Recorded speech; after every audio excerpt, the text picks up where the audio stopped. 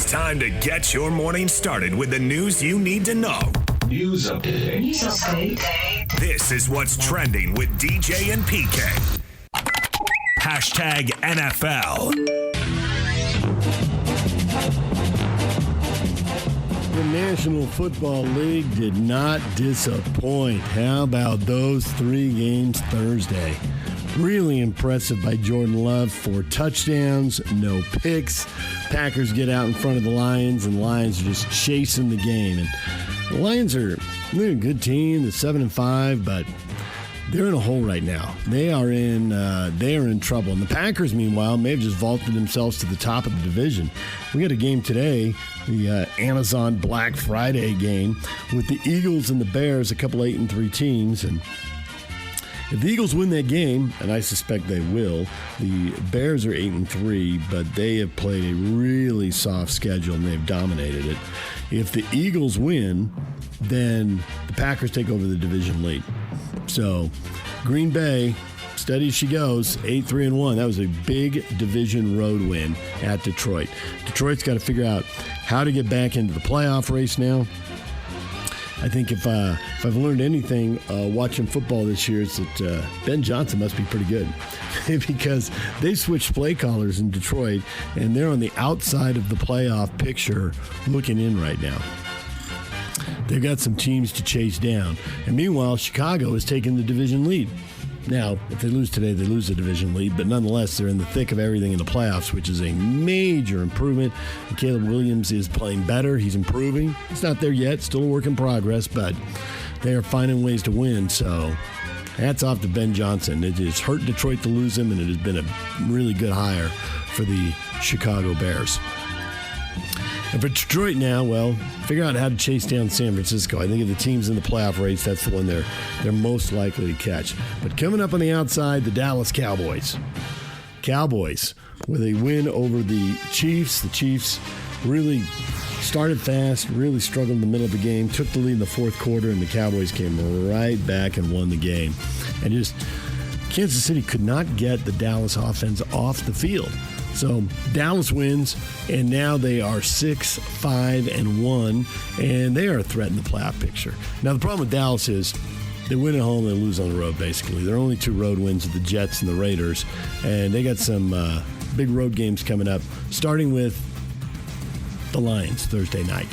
So that is a massive game for them right there. But they have a pretty winnable schedule after that. If they can figure out a way to beat Detroit, Minnesota, the Vikings and Chargers at home, and then on the road the Commanders and Giants, well, that's a very doable schedule. If other people struggle, well, Dallas could look pretty good down the stretch here. And then the third game, Cincinnati, Joe Burrow with a couple of touchdown passes. The Ravens with 5 turnovers, 4 of them fumbles. They just could not get out of their own way. And an easy 32-14 win for the Bengals as they win in a blowout. Now, the Bengals improved to 4-8. And, why would Joe Burrow come back? Because that division is still winnable. They are 2 games behind the Ravens, and the Steelers are 6-5. And leading the division now. And the Ravens are 6-6. And the Steelers today have a very losable game. They're playing the Bills at home. Buffalo, they can win that, and Buffalo's 7-4, fighting for a wild card. Probably not going to win the division. Maybe they could. But that'd be highly motivated. We'll see if Buffalo gets it together. They've lost 4 of their last 6 games. So if the Steelers lose today, the Bengals are just 2 games out of first place, and they've got a winnable schedule down the stretch. Can't completely rule them out either. Heck of a day. All right, we got the Eagles today. Tons of playoff implications there. The Eagles, of course, just coming off that loss to the Cowboys. There's been a lot of negativity around a Super Bowl championship team that at 8-3 had the best record in the NFC until recently. Now the Rams do. We'll see if the Eagles can pull it together today. And then Sunday, another big slate of games coming up. As far as the playoff goes, I mean, the real marquee matchups were on Thanksgiving, but I am intrigued by Texans at the Colts. The Colts have been dominating, but they just took an L, and if the Texans win, they're only 1 game back in the division race. So that is a huge game Sunday in the AFC South. Really intrigued by that. The Shedeur Sanders' story will continue. The Niner defense, much better than the Raider defense. How will Shedeur look against the Niners at home?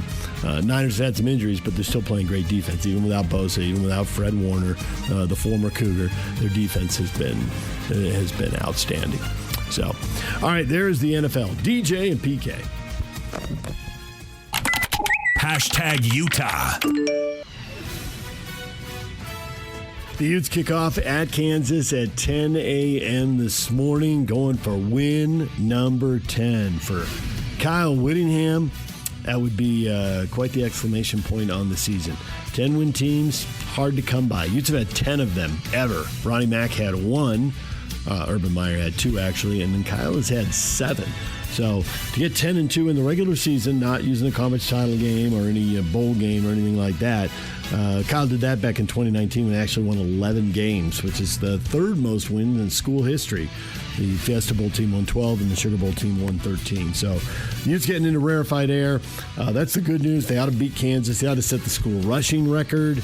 They need about 188 yards to get that. That was set back in 1984. So if you're looking for little milestones, they can add that in. Only one team this year has held them under 200 yards rushing. That was Texas Tech. We got like 202 against BYU, and the numbers have been astronomical against everybody else. So I'd assume they get that record, win this game. They're 10.5-point favorites, and then settle in for the Arizona State game. There's a complicated scenario where the Utes do still have a path to the Big 12 title game, but they have to win first off to start the dominoes falling, and then they need Arizona State to beat Arizona tonight. Actually, I think Arizona healthier, playing a lot better football here at the end of the year, and I think I pick Arizona to win that game. It's a rivalry game, you never know, and it ought to be close. They're both 8-3. But if Arizona wins, then there's no tiebreaker scenarios for Utah.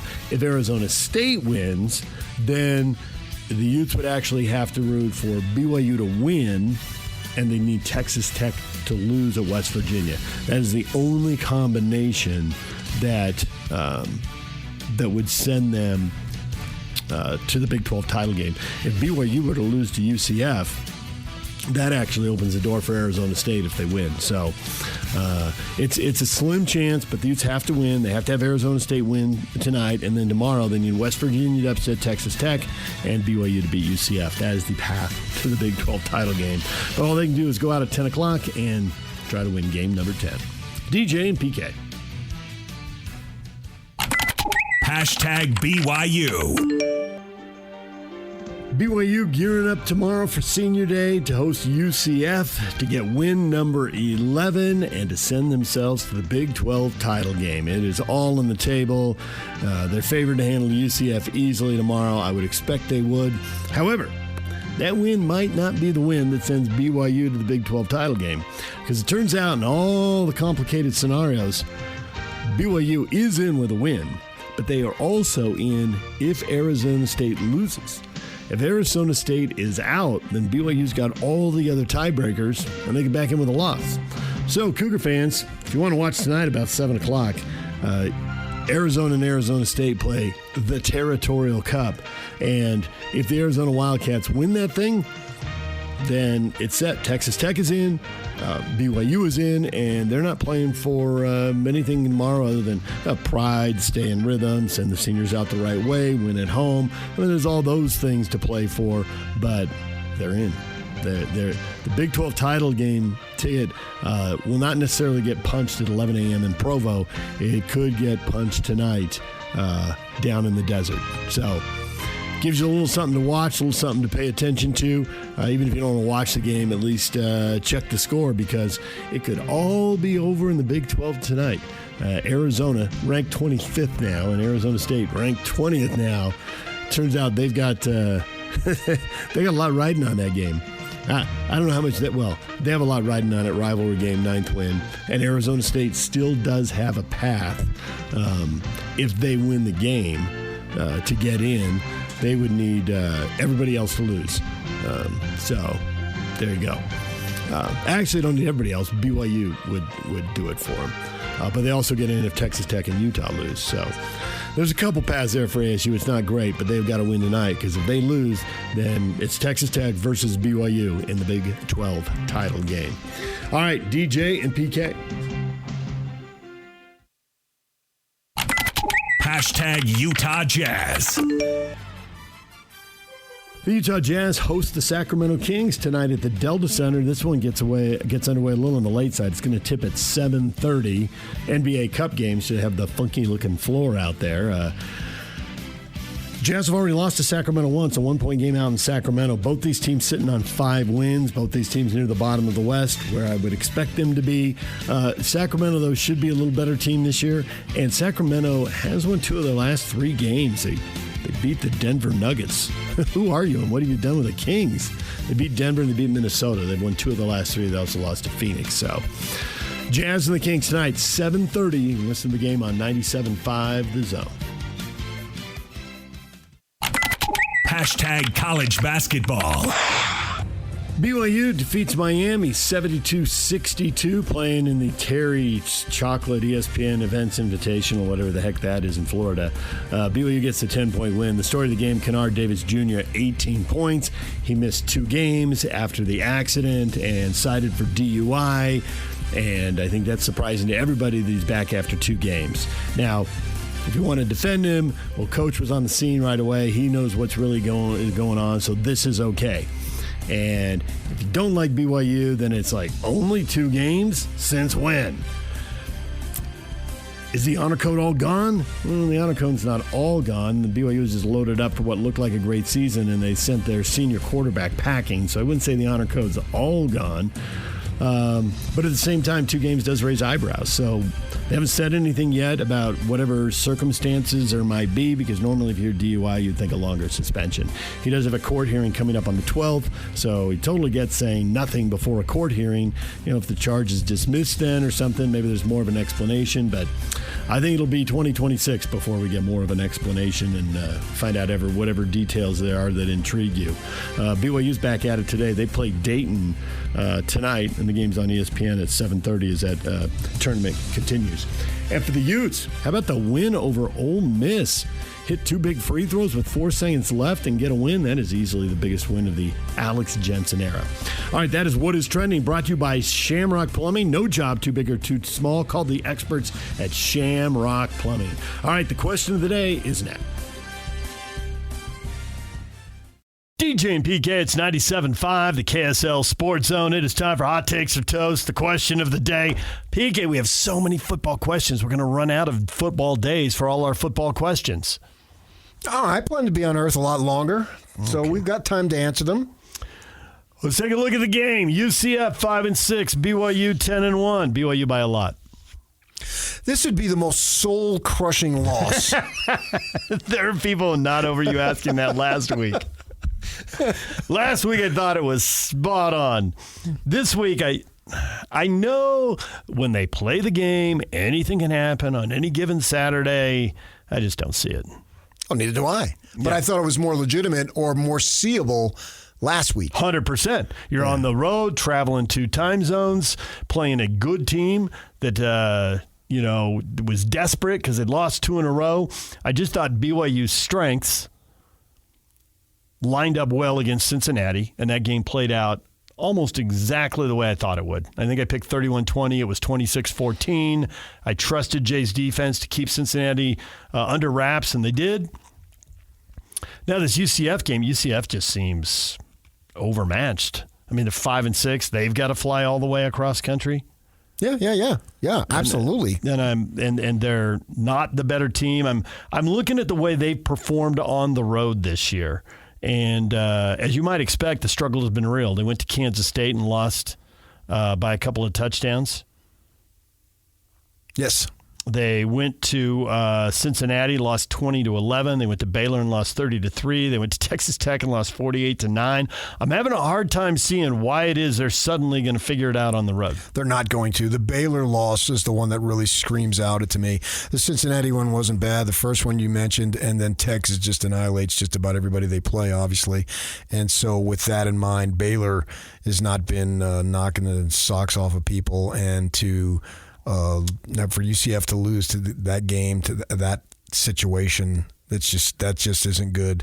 I was looking at the defensive numbers, and I think Baylor, in terms of scoring defense, just in the Power 4 leagues, is like the 6th worst scoring defense, and they held UCF to 3 points. Tech held them to 9. Cincinnati to 11. Their big performance on the road is K-State 20. Again, I think the BYU defense is going to have a really good day, and I think the offense is going to open it up early enough that this is going to be pretty comfortable, and people aren't going to have to stay for 4 quarters. Although the challenge here is getting there on time. It's an early game.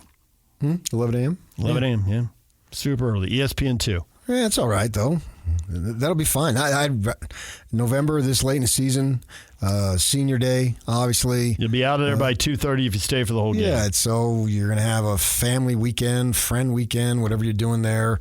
So you get to the stadium, enjoy the game, and go have turkey leftovers. You got to have turkey leftovers. I totally agree. Turkey leftovers are the best. Yeah.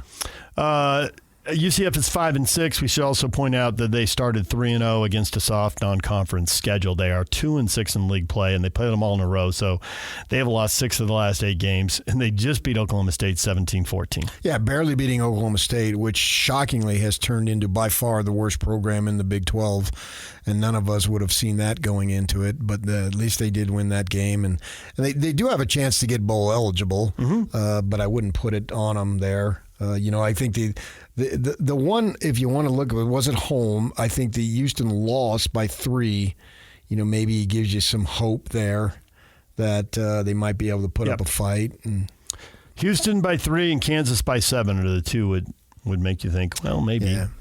But BYU is playing this group of guys together at an all-time high level of confidence. And so they ought to... They had to take them apart. Yeah, it's set up for them to have a crowning achievement day, and they should celebrate going 11-1 and celebrating getting the opportunity to have the rematch against Texas Tech. All those things are worth celebrating.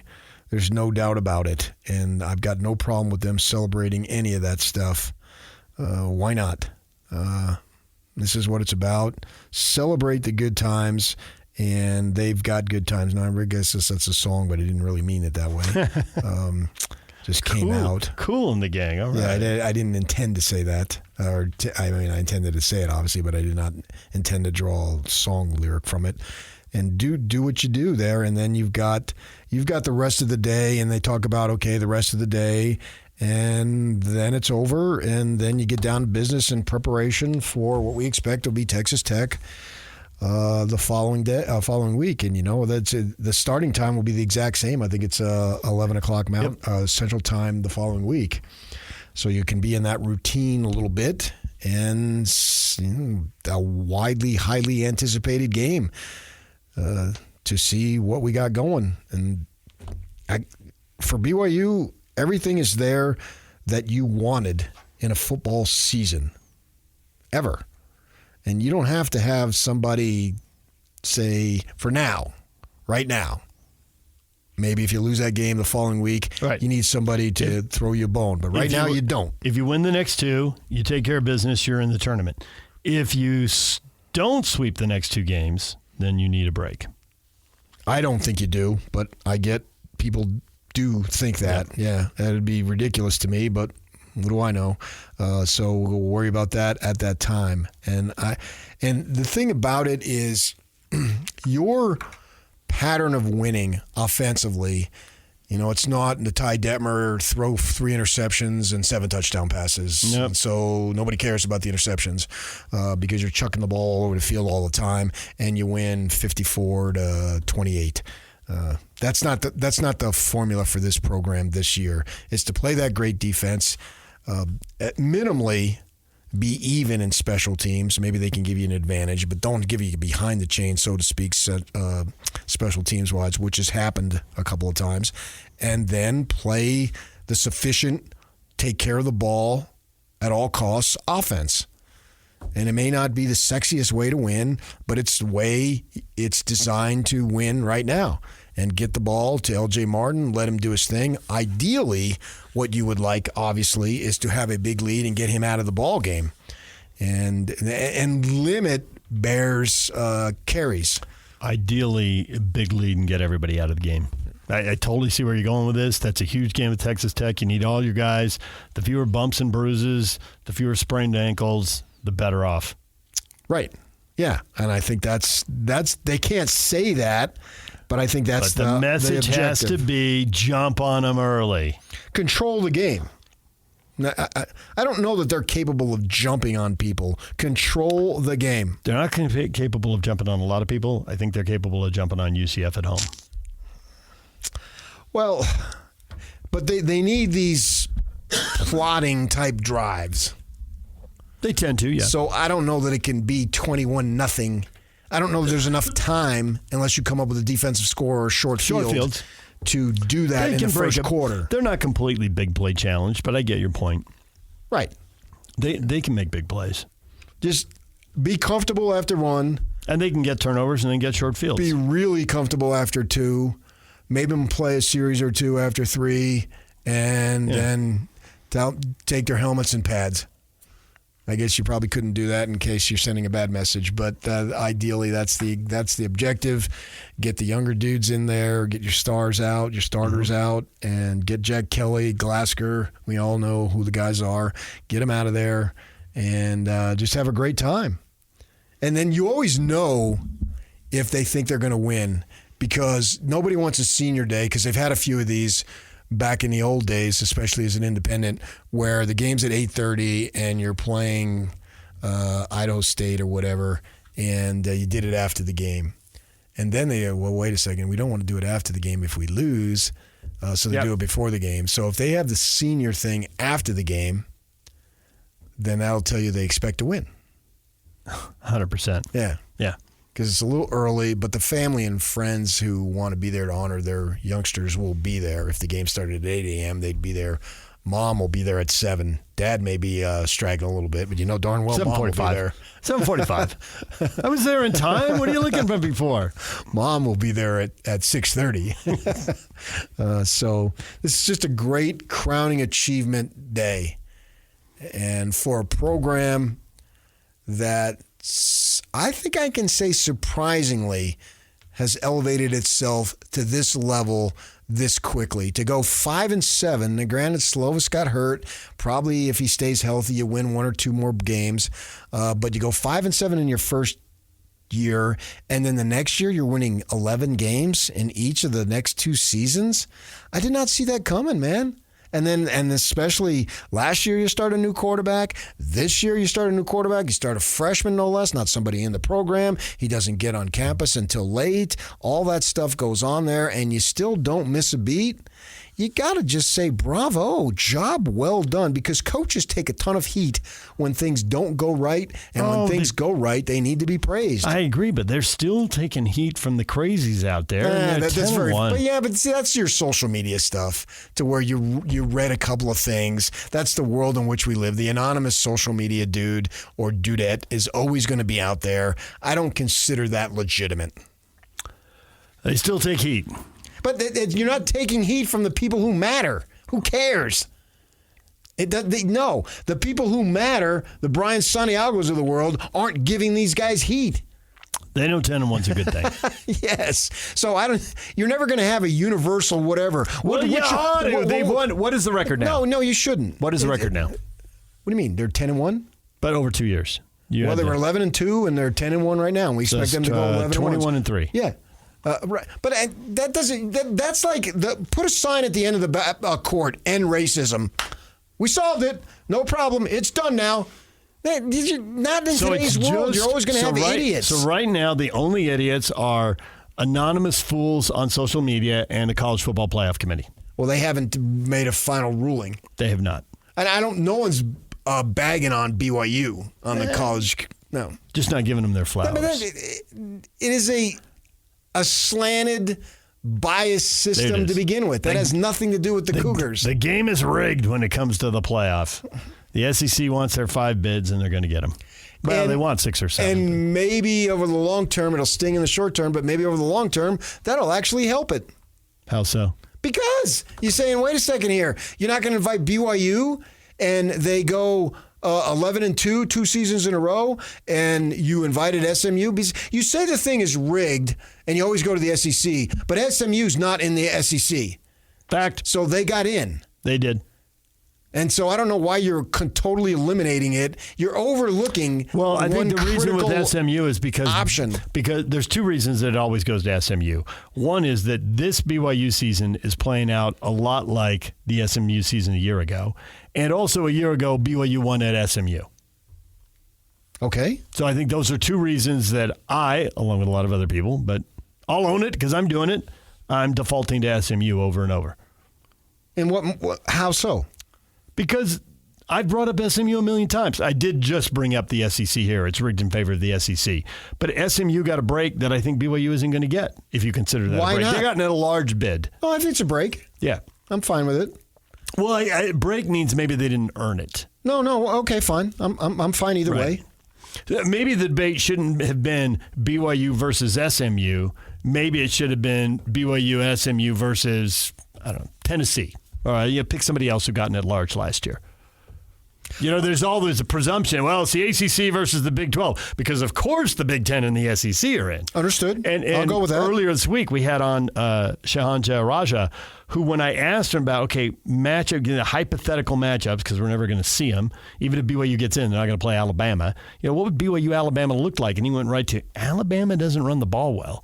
And BYU defends the run well. So Alabama probably didn't run the ball, and now they're one-dimensional and thrown into the BYU defense. That could be a real problem. Okay, I still don't understand why you think SMU would get the so-called break that BYU wouldn't get. I don't understand because that. BYU's spent so much of the season below the line, and SMU spent so much of the season above the line last year. SMU was in the field week after week after week. And I just don't know that BYU... They haven't been seen that way all year long, and whatever happens in the conference title game could sink them. It also could propel them without winning. I just don't see that. And it's a beauty pageant, so I can't tell you you're absolutely wrong because they can do whatever they want. I just don't see them doing that. I don't see 11-2 BYU getting in. I think BYU needs to be 12-1 to get in. I think the penalty for losing, they will be heavily penalized, and they'll take care of Miami or Alabama. Not if they play else. well. Not if they give Texas Tech a game and there's 5 minutes to go. No, I believe in the integrity of people who I don't know have any integrity. But I'm going to assume You're they going do. to assume that even though you don't know these people. Correct. Well, with one exception. Mark Harlan. He's on the committee now. And I'm going to assume he has integrity. And I can take shots at the guy all you want. Well, I think that the national discussion would be having integrity would mean sticking it to BYU and sticking it to your conference, because I think the reason they have an AD on from every conference is because they know everyone assumes, well, they're going to pull for their conference. And I think he will. There's literally payouts involved, so I get why people think that. He'll see the situation being what it is. It's not like, oh my gosh, our program's over here in the toilet and we can't let BYU continue to pull away. They haven't pulled away from Utah. Right now, we're back to where we were 12 years ago. Fourth quarter lead changes, dramatic finishes. Yeah. Yep. And we've gotten past the independent era. Is long gone, even though it's just briefly gone. But the complexion of the program changed. And so now these two are, in my mind, they're even. You have a 3-point ball game in somebody's stadium. Don't be running your mouth like you're the dominant program here. Come on. That's just not right. It's not true. That's not who they are. And so I think Harlan has got a job to do, and I believe he's, to quote Barry Switzer, he's going to do it, baby. All right, DJ and PK, it's 97.5, the KSL Sports Zone. More football on the day after Turkey Day. College football taking over. Although now we have pro football on Friday, too. College football taking over here for the next 48 hours. DJ and PK, we'll get to that next. Stay with us. Good morning, DJ and PK. It's 97.5, the KSL Sports Zone. All right, PK. Utah and BYU. They're playing. They'd love to see some of the big dogs lose.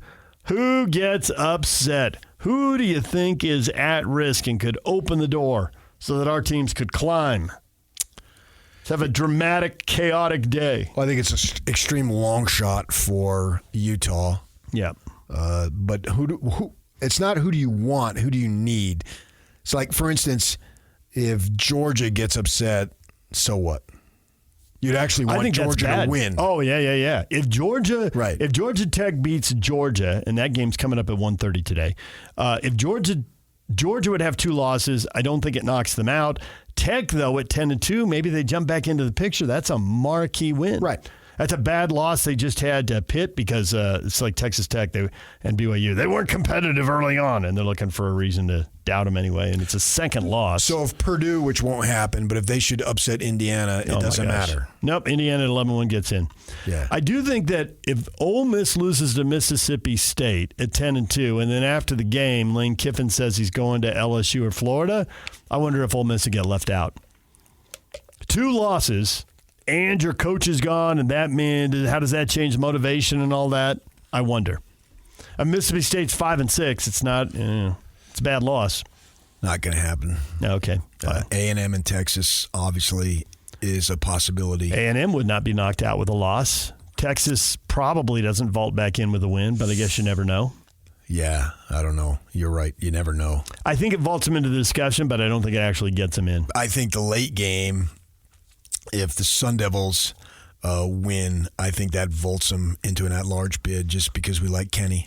Big Fox, 8-3 Arizona at 8-3 ASU. This is a good matchup. This is a good game to have in-state rivals playing with 8-3 records. But do you know the thing that bugs me? What? Is that for most of the season, they've got to play at night because it's too blazing hot. Mm-hmm. And it doesn't show off the existence of the city of Phoenix and the existence of the city of Tucson. Mm-hmm. And that is 1:30 in the afternoon in 71-degree weather. Yeah. And a sunny skies. For a while I hate when this game is at night. For a while, they were playing this game at like 2 o'clock in the afternoon or something like that. It should be. And it became like a standard. It was like part of my Thanksgiving weekend routine. I knew, okay, Arizona's going to play Arizona State Friday afternoon. Yes. And they had the thing locked in. Right.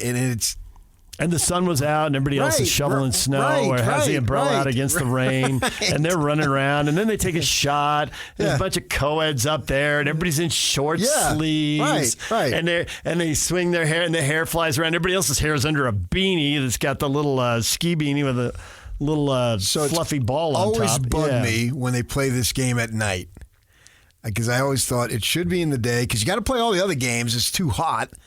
And the Chamber of Commerce should be buying a time slot. And they show in September people that look like they're dehydrated and been wandering the desert for 40 days. Yeah, I've seen that. It's so blazing hot. Yep. And you finally get some good weather, and they stick it to you then. So that's just a personal issue. I think, unfortunately for the Devils, I mean, they've been scraping by.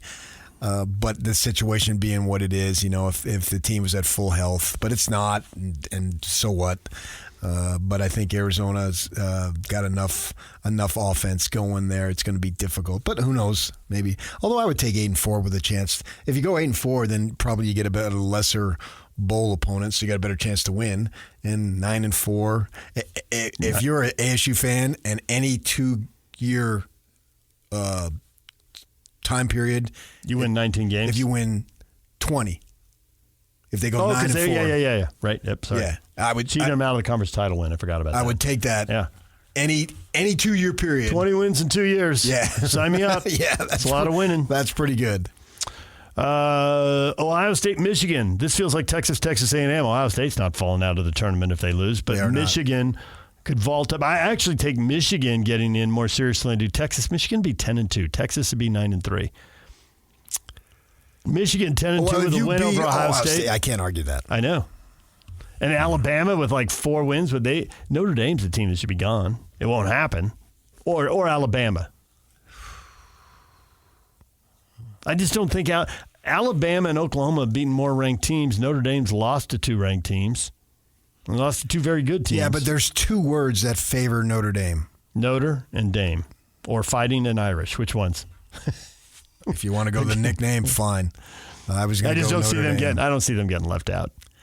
They are going to, I believe, always have the easiest non-automatic invitation. Unless Stanford does the unthinkable in Palo Alto. They're hot. Okay, they just beat Cal with 2 defensive scores. They're hot. And it was cool that they were interviewing Andrew Luck, and he ran right by him, and he's screaming. It was very good TV. You're hardly ever having that. It was very good. He realized, hold on, I got to see this. And then he's following, get it. And then he's right in line with the runner. I mean, like in a movie, they would have had to choreograph that to make sure they got it right. And then it happened live, and they got it right. Yeah. Notre Dame's favored by 32.5 points, so I don't think Stanford's going to pull that off. They used all their big plays to shock Cal and get Wilcox fired. Okay, so Auburn could beat Alabama. Is that the one? Alabama 5.5-point favorite. On paper, they can. I don't think any of these things are going to happen, but if I had to rank them in order of what is most likely to happen, I suppose that's where you got to go. Okay. Fine. I'm with you on that. Vanderbilt is kind of in the mix at 9-2. So if Tennessee could beat Vandy and at least get them out of the mix, that doesn't get you in, but at least to make sure somebody else doesn't get in. What? If Vanderbilt wins at Tennessee, they'll be 10-2, and there'll be pressure to put another SEC team in. Now, maybe at the expense of an SEC team, and maybe Vanderbilt is like what I said earlier about this puts them in the conversation, but it doesn't get them in. But I just think you would prefer the Tennessee beat Vandy, and then Vandy's got 9-3, and then there's no Understood. talk. Eliminate those guys. I agree. Can LSU 7-4 go in and beat 9-2 Oklahoma? Oklahoma didn't look great against Missouri. Well, that's not true. The defense looked great. Can't blame the D. They gave up 2 field goals. The D did their thing. Yeah. But the offense, you don't get to win a lot of college football games with 17 points. Could Oregon lose at Washington? Yes. Oregon 6.5-point favorite. Yes. So if LSU goes into Oklahoma and wins, and Oregon goes up to Seattle and loses to Washington, that could open 2 spots, and then chaos could reign. I think Washington is sneaky good, and Jed Fish desperately wants a better job. So he's 8-3, coach him up, win that game, turn heads, and now anyone can sell it in a press conference. Yeah. Right. That's a dangerous game. If I'm Oregon. Extremely dangerous game. So those are the 2 we're looking at because Notre Dame is not. I wouldn't think so. No, I mean, Stanford was like 87-point underdog and they beat USC several years ago. So the third one then on rivalry weekend to look at would be Ole Miss, Mississippi State. I mean, a lot of these, the 3 unbeatens aren't falling out. Even if Texas wins, I just don't see that it does anything. How about West Virginia throwing the kitchen sink at Tech? Okay, number 1, I do not believe that's going to happen. Number 2. Yeah, but you don't believe any of these things are going to happen. Number 2, no, that's... well, I certainly would put, let's rank them on their availability to happen. I would say that would probably be 4th. I mean, I think Oregon at Washington is clearly the one that's most likely to happen, although I don't know if the odds makers think that. Yeah, I don't pick against 23.5-point favorites very often. You're right. You go with the brand. Do you pick against 23.5-point favorites? Because that's what Tech is at West Virginia. It's not about picking. It's about the possibility. No, I would not. No, I'm not. But it's the possibility. West Virginia has improved as the season progresses, and Rich Rod is an extremely creative offensive mind. We all agree on that, right? He is. Both teams have had a bye, so that sort of levels it out. But they are at home. Is good. And they could win a shootout. I mean, we've said since the start of the year, and that's how they beat Houston, which is their best win so far. They won 45-35. Now, I just have a hard time, having watched Texas Tech's defense just smother both Utah and BYU. It's not going to happen by all thought processes. But if it's going to happen, we're throwing stuff out. But if it's going to happen, it will happen with a coach like Rich Rod. Yeah. Who is wildly creative offensively. The defense is hit and miss, but you get some turnovers and you win a crazy high-scoring game. Yeah, I wouldn't. They beat Pitt. Wouldn't bet anything on They beat Pitt 31-24 in overtime, and that really came out of nowhere. And especially the way these 2 seasons have gone. I mean, it looks. You always used to talk about the Pac-12 has 4 or 5 stunners every year, and if you go nationally, and you're looking for stunners 4 or 5. I think you've got to go right there with West Virginia and Pitt. It was early. UCLA. I just don't know enough about Pitt UCLA to beating make that. Penn State. In retrospect, no. But at the time. Maybe Penn State was broken by Oregon. Literally broken. They broke them. They were all in on that. When they lost, everything fell apart. Yeah. I don't think that I'm not ready to make that statement in the Big 12 that I always made in the Pac-12. For one, I had 40-plus years of history. Here I've only got 2 or 3. But I just the Big 12 teams don't seem to have some of these skill players. Like the Devils had no business beating Oregon a few years back, but Jaden Daniels to Brandon Ayuk. The Oregon State came in and they stunk, and Sean Mannion to Brandon Cooks. Right? Tech losing to ASU. Okay, so if they lose, they should lose. I know. I was going to say, if they lose to a team that's 6-2 in conference.